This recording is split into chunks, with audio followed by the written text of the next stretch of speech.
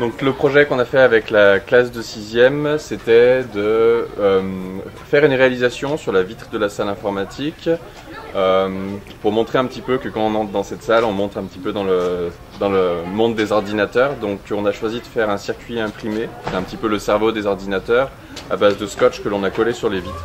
Donc les élèves se sont l'aide de scotch un petit peu à la chaîne, on a fait toute une séance là-dessus, et puis après on s'est relié pour pouvoir coller ça. Je suis en train de coller des lignes bleues pour faire un microprocesseur sur la vitre de la salle informatique. Et c'est de la chirurgie. Il faut énormément de concentration et pas de bruit autour de nous. Il faut être précis dans ce travail.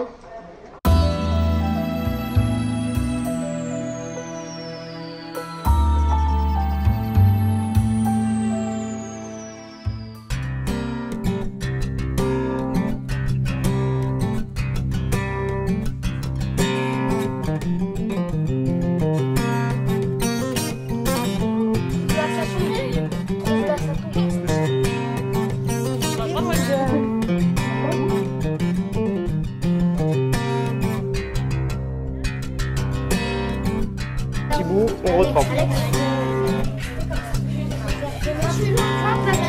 Doucement la main. Si vous voulez, je sais pas, caresser un lapin, Florian. Comme ça, les notes, tu peux te décaler un petit peu. Valentine, pareil. Ça va de la place.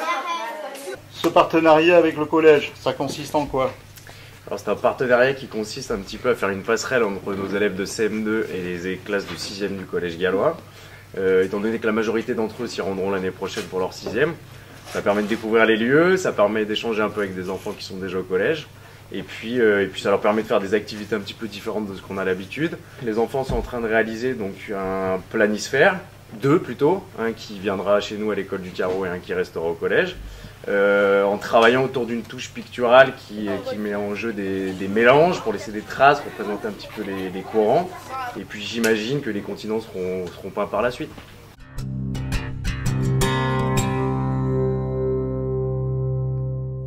Vous évitez de toucher le projecteur, hein, tout ça, parce que...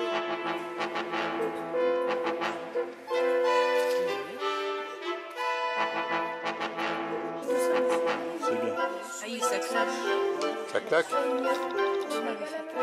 C'est beau ce silence.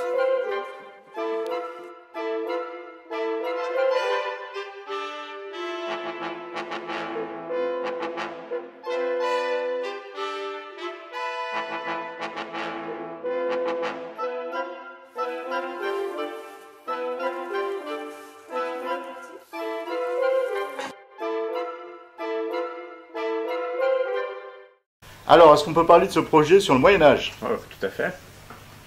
Alors c'est un projet qu'on a mené en fait avec la résidence d'artistes que vous avez proposé.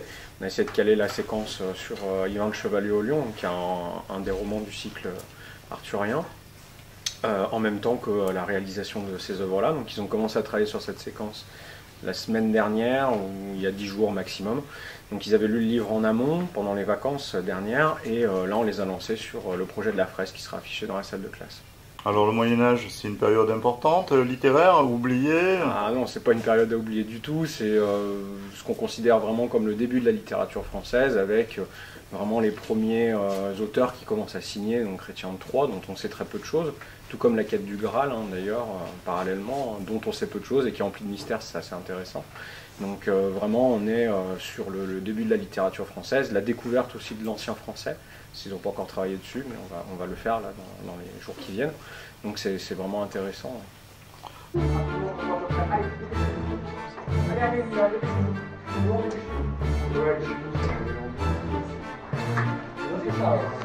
effectivement, le récit-calogrenant est un peu un prétexte, si on veut, pour lancer effectivement les aventures du vent.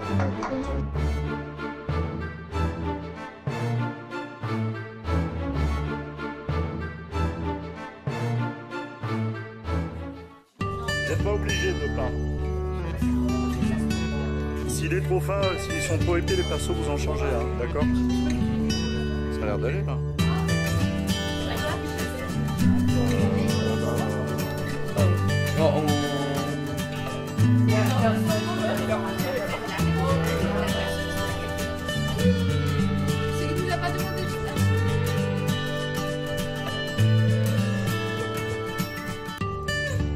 c'est quoi cette histoire de fake news?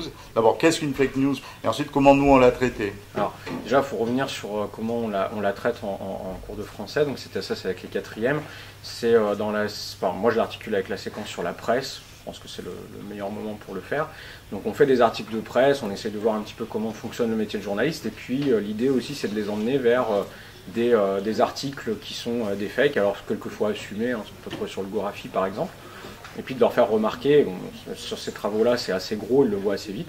Et après, on peut partir sur des choses un peu plus pointues. Et c'est ce que l'atelier, justement, conduisait à faire. L'atelier que vous avez proposé, hein, c'est de travailler sur des théories de complot ou voilà, des théories scientifiques, enfin, qui ne sont pas scientifiques, justement, hein, du coup, et qu'il faut remettre en cause. Et leur apprendre, finalement, tout le travail qu'on a fait, que ce soit en séquence comme ce qui a été réalisé ici avec les quatrièmes, ça leur permet effectivement de voir que l'information, il faut la croiser, il faut toujours la vérifier. Voilà, il y a tout un travail à faire autour de ça pour avoir aussi, de manière plus large, en dehors même des fake news, un vrai recul critique sur l'information. Et en plus, il y a aussi, avec la médiathèque, en partenariat avec la médiathèque de Meyzieu, la rencontre, les élèves vont rencontrer un journaliste qui s'appelle David Groison, qui est rédacteur en chef du magazine Phosphore.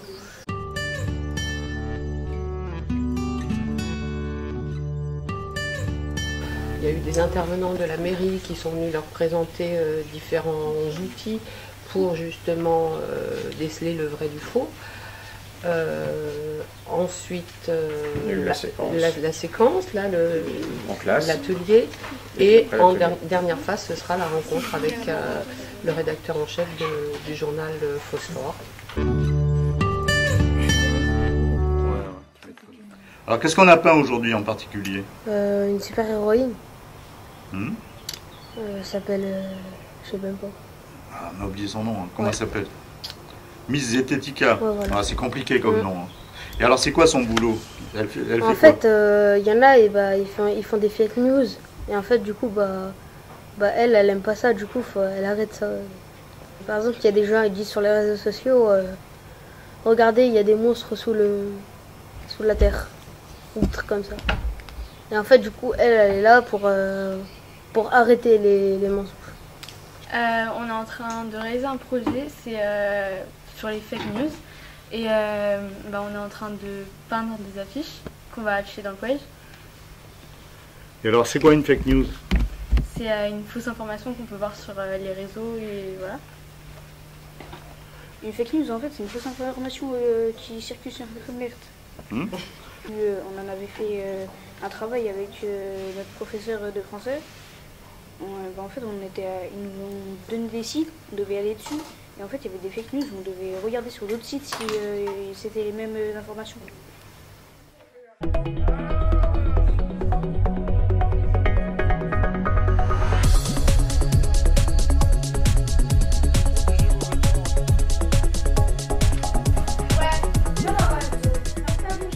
On a fait une œuvre de Mondrian. Mondrian, ouais. Mondrian. C'est un peintre?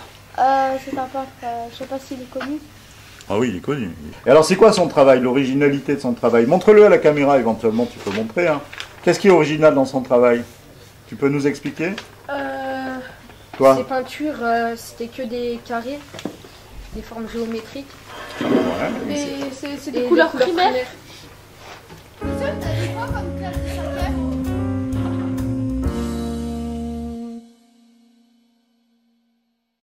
Comment vous avez fait? Alors, vous avez choisi des images?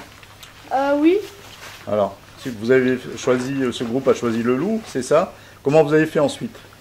C'est quoi les différents? Après, on devait tracer les traits. Et après, quand c'était prêt, il était là-bas. Ouais. Du coup, on est venu, on l'a ramené ici. Et on a fait des traits. Et après, on a mis de la peinture à l'intérieur. Pour que les couleurs la couleur. Bon, vous avez aimé ce qu'on a fait, l'atelier? Oui, ça m'a plu, moi. Bah, vous dites ça pour me faire plaisir ou ça vous a plu? Non, vraiment plu. Vraiment. Ok, vous faites un peu de peinture à côté d'habitude? Jamais pratiquement, jamais. C'est pour ça que ça m'a plu.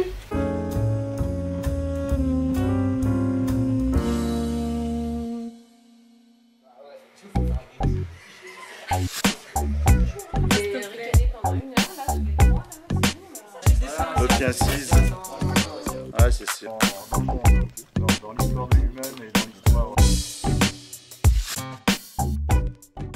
On est en train de dessiner la représentation des différentes espèces sur Terre. Avant, c'était représenté comme une échelle avec l'humain supérieur à toutes les espèces. Mais maintenant, ils ont fait une boule sphérique et ça met toutes les espèces au même niveau. Pour moi, Lucas, c'est genre théoriquement la première forme vivante sur Terre. Elle sera apparue pas à sa formation, mais plus tard, parce que la formation de la Terre, c'était juste une boule de magma. On suppose que Lucas est unicellulaire comme une bactérie, puisqu'elle n'aurait pas eu le temps de se développer plus, tant que dit que c'est la première forme de vie sur Terre. Plusieurs bactéries ou cellules qui sont développées à partir de cela sont assemblées pour former des êtres vivants plus développés et complexes en faisant une sorte de colonie.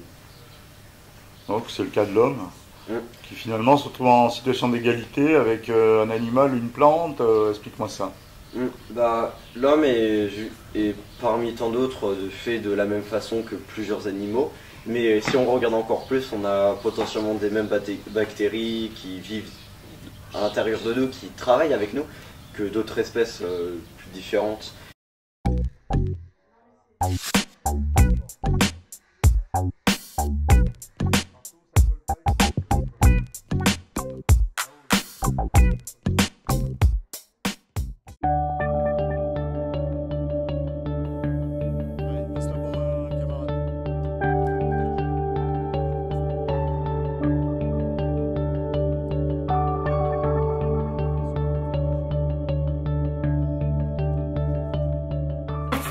On fait la vanité, une œuvre vanité. Je sais pas comment on peut dire. C'est quoi les vanités? Les vanités, c'est pour représenter le temps. Ouais. Le temps qui passe. Le temps qui passe, voilà. Et qu'est-ce qui arrive à la fin du temps qui passe pour un homme? La mort. Il meurt. La mort ou je sais pas. Ok, donc les vanités, c'est quoi? C'est des crânes qui symbolisent le passage de la vie à la mort. Voilà. Alors le vôtre, il a une fleur entre les dents, donc c'est un gentil crâne. C'est romantique. Il est mort mais joyeux. Il est mort mais joyeux.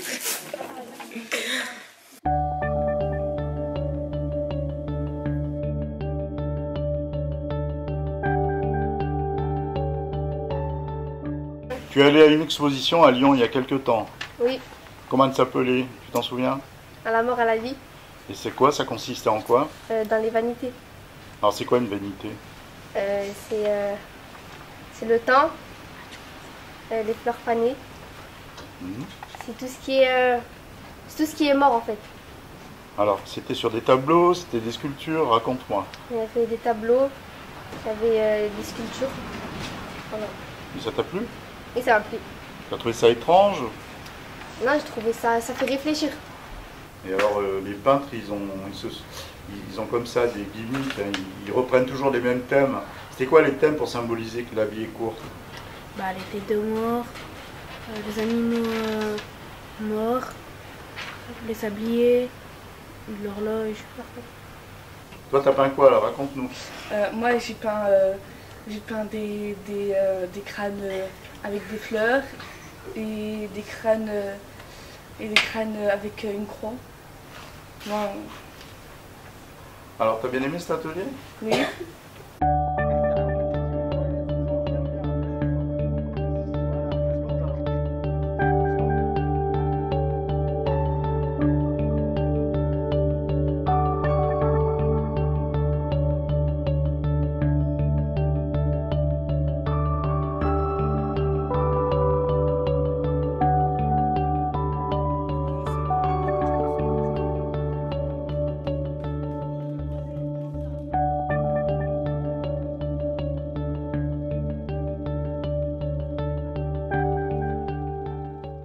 Ouais. Alors qu'est-ce que vous aimez dans ce genre de projet, hormis le fait de bavarder constamment? Le fait que ce soit une autre activité, que ce soit artistique, parce qu'on n'a que l'art plastique qui est en lien avec l'art et tout ça.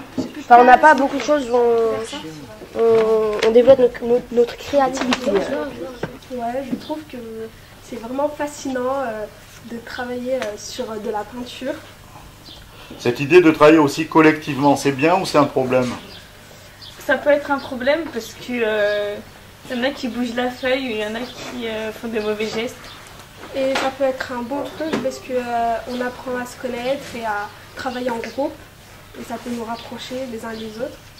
Je pense que c'est un projet très intéressant qui permet aux élèves de sortir du cadre de la classe et des enseignements basiques, on va dire, du tronc commun, et puis d'aller vers des choses qui leur permettent non seulement de s'exprimer, de prendre un peu plus de liberté, de rencontrer des personnes qui ne sont pas des enseignants, donc de côtoyer un milieu différent que celui du collège et de l'enseignement.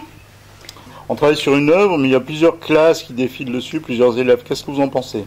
Moi, je trouve ça très intéressant parce que ça crée du lien, ça crée du sens aussi. Ils peuvent en discuter les uns avec les autres, partager les mêmes travaux. Et oui, ça crée du lien. Je trouve que c'est très important, notamment en ce moment, suite à la période sanitaire qu'on a vécue avant.